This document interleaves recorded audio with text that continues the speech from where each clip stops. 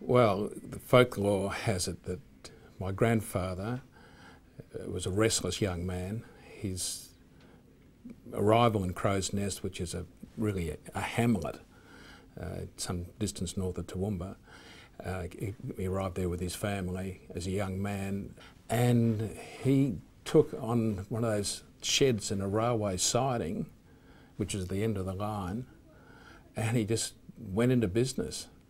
He was trying to sell, market anything that he could find, and stories of him selling pigs are quite legendary now in our organisation. But he was selling anything and everything. He had seen an auction performed somewhere else. He thought people needed this service, and away he'd go. But he wasn't auctioning everything. He was selling insurance. He was selling equipment, farming equipment. Model T Fords were one of his early products that he carried.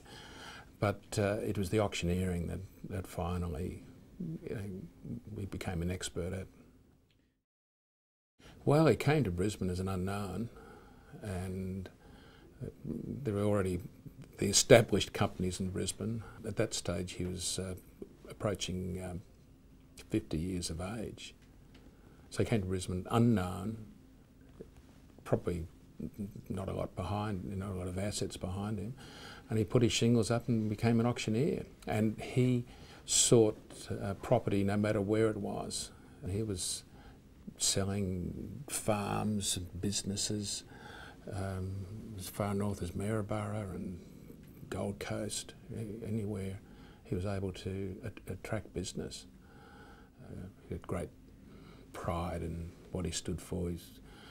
The name of the company was basically his signature was the actual logo. So he not only was his name, but it was his signature. My father, Alan, took it to a clear leadership position, particularly in Brisbane, and really creating strength outside of Brisbane as well. My father's key role was post the Second World War, where he came back and really revived a business. I mean, all businesses had been stalemated during the Second World War. I think often we don't realise just how gutted commerce was during that period of time. His momentum and great skills, he was a very fine auctioneer as well. Really took the company forward post that time. He created the springboard.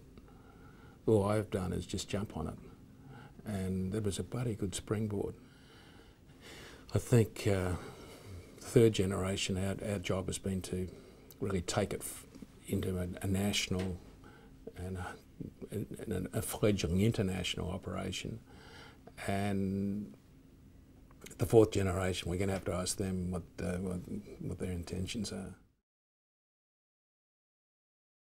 At our centenary, we didn't want to be someone who had finished a race and it was flopping over the finishing line. We've got to 100. That's been our biggest achievement, and now we're lying on the grass. What we wanted was that we'd hit the tape on the 100 in the best shape we'd ever been. It was a fantastic event. We've always said afterwards, if we had our centenary and we didn't miss it, we took full advantage of it. Both my brother and I have sons in the business. They've taken key leadership roles. We've become now quite a big family. It's like 7 or so members of our family now working in the business. There's a fantastic pride.